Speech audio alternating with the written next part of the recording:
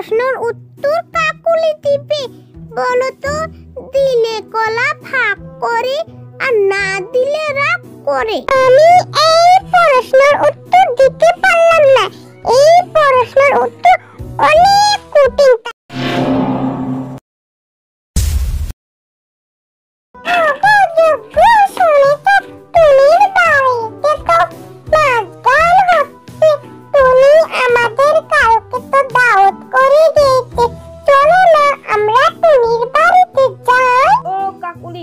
তুমি তো আমাকে ভালো কথা মনে করে দিলে।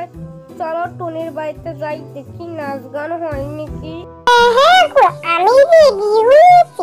এবার তাহলে টুনির বাড়িতে চলো। লালু লালু, টুনির বাড়িতে তো নাচ গান হচ্ছে, সবাই যাচ্ছে টুনির বাড়িতে। চল আমরা টুনির বাড়িতে যাই। মুস্কা ভাই, তুমি তো ভালো কথা মনে করে দিয়েছো।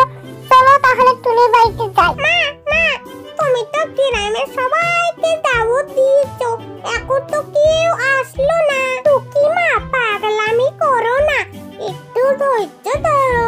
কাকুলি, যজ্ঞু, মিসকে, লালু আসতেছে, একটু ধৈর্য ধরো। টুনি, তোদের বাড়িতে বলে নাচ গান হবে, সেই খবর শুনে আর ঠিক থাকতে পারলাম না, তাই তোদের বাড়িতে চলে আসলাম।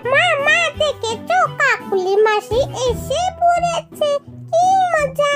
তোমরা তাহলে সবাই এসেছো, এবার তাহলে বসো, আমি তোমাদের জন্য খাবার নিয়ে এসেছি। দেখেছিস টুকি মা, গ্রামের সবাই আমাদের বাড়িতে দাওয়াত খেতে এসেছে। খাওয়া দাওয়া তো শেষ হলো, এবার তাহলে সবাই একটু নাচ গান করে বাড়িতে চলে যাব। মিসকা, তুই ঠিকই বলেছিস। এবার তাহলে সবাই মিলে একটু নাচ গান করি, তাও একটু ভালো লাগবে। আমি এবার সবাইকে প্রশ্ন ধরবো, দেখি কে প্রশ্নের উত্তর দিতে পারে। এবার তাহলে প্রশ্নের উত্তর কাকুলি দিবে। বলো তো, দিলে কলা ভাগ করে আর না দিলে রাগ করে। আমি এই প্রশ্নের উত্তর দিতে পারলাম না। এই প্রশ্নের উত্তর অনেক কঠিন, তাই আমি দিতে পারলাম না। এবার তাহলে এই প্রশ্নটা মিসকে কবে? বলো তো মিসকে, দিলে কলা ভাগ করে আর না দিলে অনেক রাগ করে।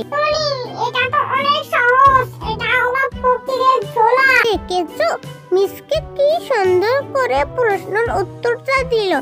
আর কাকুলি দিদি, তুমি তো পারলেও না, তুমি একদম বোকা।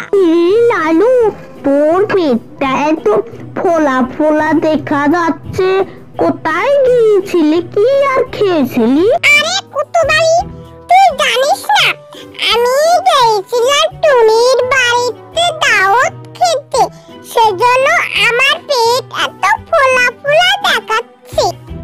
লালু, তাহলে এই ব্যাপার, আর তাহলে থাক তুই, আমি আসি।